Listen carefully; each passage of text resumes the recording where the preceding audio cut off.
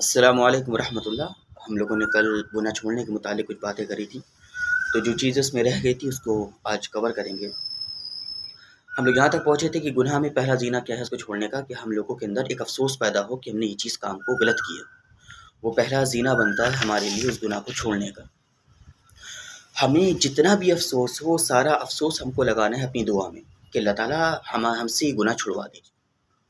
دعا کیا کرتی ہے کہ آپ کے اندر جو گناہ چھوڑنے کی جو صلاحیت ہے اور باہر کی دنیا میں جو آپ کو گناہ چھڑوا سکتے ہیں وہ صلاحیت ہے، اللہ تعالیٰ ان دونوں کو ملانے لگتی۔ کیا مطلب؟ آپ جتنی تڑپ کے اللہ تعالیٰ سے دعا کرتے ہیں تو آپ کے اندر جو اللہ تعالیٰ نے جو چیزیں رکھی ہیں، جو صلاحیت رکھی ہے، وہ باہر آنے لگتی ہے۔ دوسرا، باہر کے ماحول میں کوئی ایسا شخص جو آپ کو گناہ چھڑوانے میں مدد کر سکتا ہے، کوئی ایسا ماحول، کوئی ایسی جگہ جہاں جا کر آپ گناہ چھوڑ سکتے ہیں، آپ دھیرے دھیرے اس کی طرف بڑھنے لگتے ہیں۔ لیکن کب؟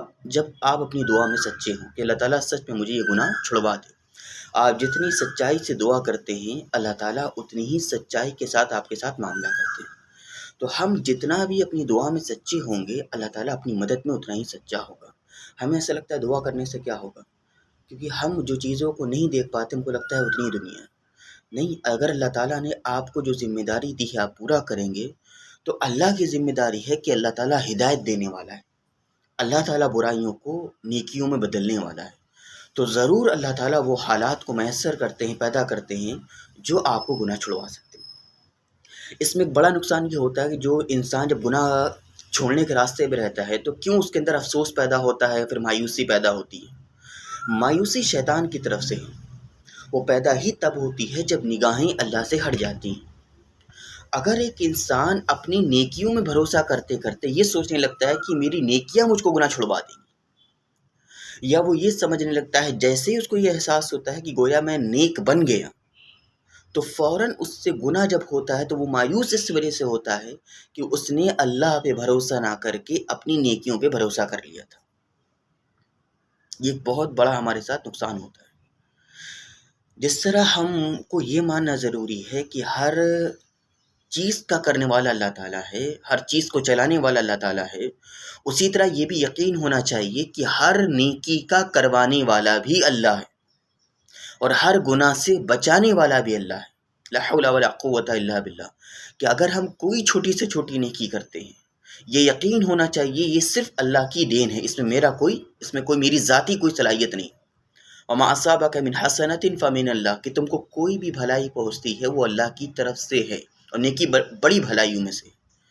تو جب ہم اس کا یقین رکھتے ہیں اس کا بڑا فائدہ ہوتا ہے۔ ایک یہ، جب آپ نیکی کو اللہ کی توفیق سمجھتے ہیں تو اس نیکی پر آپ کو گھمنڈ نہیں ہوتا۔ اگر گناہ ہو جاتا ہے تو ہم اللہ سے بھیک مانگتے ہیں کہ اللہ تعالیٰ وہ نیکی کی توفیق ہم کو دے دے۔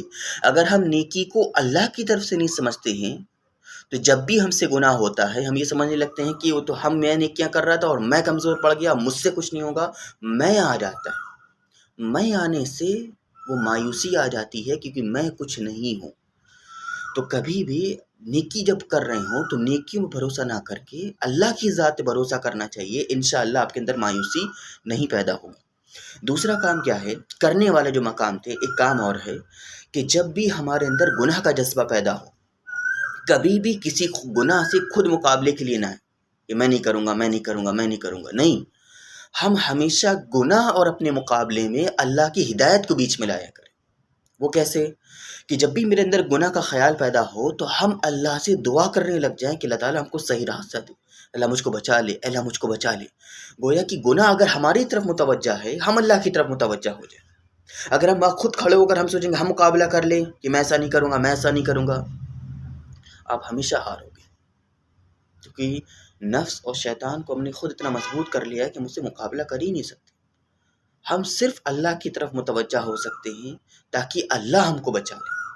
تو کبھی گناہ سے خود مقابلہ نہ کریں۔ فوراً جیسے ہی گناہ کا خیال آئے آپ دعا میں لگیں۔ اگر آپ دعا میں نہیں لگیں گے اور آپ سوچیں گے کہ میں کر لوں گا، میں کر لوں گا، آپ تھوڑی دیر کے بعد گناہ میں ملوث ہو جائیں گے۔ تو ہمیشہ گناہ کو اور اپنے مقابلے میں بیچ میں اللہ تعالیٰ کی ہدایت کو رکھنا ہے، اور اپنے آپ کو اپنی نیکیوں کو کوئی وجہ نہیں دینا ہے۔ یہ جو کچھ چیزیں ہیں، کچھ کام کرنے کے، ایک کام اور کرنا ہے کہ جو نیکی بھی آپ چاہتے ہو کہ آپ کرو، یا کوئی نیکی آپ اپنے اندر پیدا کرنا چاہتے ہو، جو وہ نیکی کر رہے ہوں آپ ان سے محبت کی نگاہوں سے ان کو دیکھا کرو. کوشش کرو کہ آپ کا کچھ وقت، آپ کی کوئی صلاحیت ان کے لیے خرچ ہو جائے. انشاءاللہ آپ جن سے محبت پیدا کرتے ہو یا محبت کرتے ہو، اللہ تعالیٰ ان کی صفات آپ کے اندر ڈالنے لگتا ہے. ٹھیک ہے، یہ آخری بات کہ جو نیکی پیدا کرنا چاہ رہے ہو آپ ان نیکی کرنے والوں سے محبت رکھو. اب یہاں سے ہوتا کیا ہے، اب احتیاط کے کام شروع ہوتے ہیں کہ احتیاط کن چیزوں سے کریں. شیطان ہم کو اس سے کیا کرواتا ہے کہ اگر کوئی نیکی کرنے والا ہم کو دکھ بھی جائے، اس سے محبت کرنے کے بجائے مقابلہ پیدا کرواتا ہے کہ ارے یہ تو یہ کرتے ہیں، اس سے اچھا تو میں کر لیتا ہوں.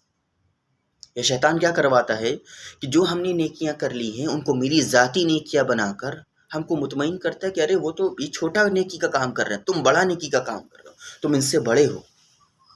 اور ایک تکبر میں مبتلا کر کے اس شخص کی، وہ جو نیک آدمی تھا، اس کی محبت سے دور کر دیتا ہے اور گویا کہ اس کی نیکیوں سے بھی دور کر دیتا ہے. تم چاہے جتنی نیکیاں کرنے والے ہوں اور میرے سامنے کوئی جتنی چھوٹی بھی نیکی کر رہا ہوں، اگر میں یہ چاہتا ہوں یار وہ نیکی میرے اندر ہونا چاہیے تو میرے پر لازمی ہے کہ مجھ سے محبت کرو. ایک حدیث میں اللہ کے رسول نے ارشاد فرمایا، ایک حدیث میں اللہ کے رسول کسی شخص کے پاس سے گزرے تو وہ شخص اللہ تعالیٰ کی دعا کر رہا تھا. اللہ کے رسول کھڑے ہو کر اس کی دعا سنتے ہیں اور اس کی دعا پہ اس کو تعریف کرتے کہ تو نے بہت اچھی اللہ کی تعریف کری. یہ کیا ہوا کہ اللہ کے رسول کھڑے ہو کر اپنے امتی کی دعاؤں سن رہے ہیں اور اس کی تعریف کر رہے ہیں. تو یہ سنت ہمارے اندر ہونی چاہیے کہ کسی کو نیکی کرتا ہوا دیکھیں، اس کی طرف متوجہ ہوں، اس کو محبت کی نگاہوں سے دیکھیں. یہ کرنے کے کام ہیں. احتیاط کے کام میں کیا ہے کہ ہم اس سے مقابلہ کرنے سے بچیں، ایک چیز. اور اگر کسی کو بھی اچھا ہو یا برا، اکثر اچھوں کے ساتھ ہوتا ہے کہ اچھا اگر کوئی گناہ کرتا ہو مجھے دکھ جائے، اس سے پہلے کہ شیطان ہم پر حملہ کر کے یہ کہلوائے کہ تو اس سے بہتر ہے، ہم اس کے لیے دعا کرنے والے بن جائیں. ورنہ شیطان کیا کرواتا ہے، شیطان نیک انسانوں کی برائی دکھوا کر ہم کو ہمارے بڑے گناہوں پر مطمئن کرواتا ہے کہ ارے وہ اتنا جب کر رہے ہیں تو تم تو اس سے پھر بھی چھوٹے انسان. تو فوراً یہ کام کیا کریں، جب بھی کسی کو برا کرتے ہوئے دیکھیں، عام ہو یا خاص، خاص میں زیادہ شیطان دھوکے میں ڈالتا ہے، ہم فوراً اس کے لیے دعا کریں کہ اللہ تعالیٰ ان کو اس چیز سے بچا لے اور حتی الامکان جہاں تک ہو سکے اس گناہ کی تعویل کر دیں کہ نہیں ایسا نہیں، ایسا ہوگا. مثال کے طور پر کہ میں کسی کو کسی غلط دکان سے نکلتا ہوا دیکھوں، غلط جگہ سے آتا ہوا دیکھوں، تو میں یہ تعویل کر لوں، یہ اس بات کی یہ معنی نکال لوں کہ ہو سکتا ہے کہ وہ وہاں سے پیسے چینج کروانے گئے ہوں، یا ہو سکتا ہے کسی کو دعوت دینے گئے ہوں. ہم کسی طرح کسی بھی نیک انسان کی اور عام مسلمان کی بھی برائی کو ایسا برائی اندر نہ لے کہ یہ برا ہے. جب ہم کسی کو برائی لے سمجھ کے لے لیتے ہیں، ہم کو شیطان میرے بڑے گناہوں پہ مطمئن کروا دیتا ہے.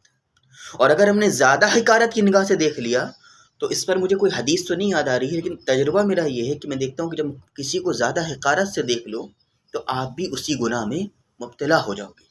تو اس لیے احتیاط میں کیا ہے کہ کسی بھی عام ہو یا خاص اس کے گناہ کی تعویل کرو، اس کے لیے دعا کرو تاکہ اللہ آپ کو اس گناہ سے بچا لے. اور اگر آپ کسی کے لیے نہ بھی دیکھو کسی کو غلط کام کرتا ہوا تو کوشش کرو اس کے لیے دعا کرو کہ اللہ تعالیٰ میرے آپس کے دوستوں کے لیے، میرے اپنوں کے لیے، سب کے لیے دعا کی عادت ڈالو کہ اللہ تعالیٰ ان کو گناہ سے بچا لے. جب ہم لوگوں کے لیے دعا کرتے ہیں تو اللہ تعالیٰ کی طرف سے فرشتہ ہمارے لیے دعا کرتا ہے، والا کا مثلا، اللہ تیرے لیے بھی ویسا ہو. تو ہم فرشتے کی دعا میں داخل ہو جائیں خود کو گناہوں سے بچانے کے لیے. اس لیے دعا کریں لوگوں کے لیے کہ لوگ گناہوں سے بچ جائیں. اللہ تعالیٰ ہم سب کو عمل کی توفیق عطا فرمائے. جزاک اللہ خیر. السلام علیکم ورحمۃ اللہ.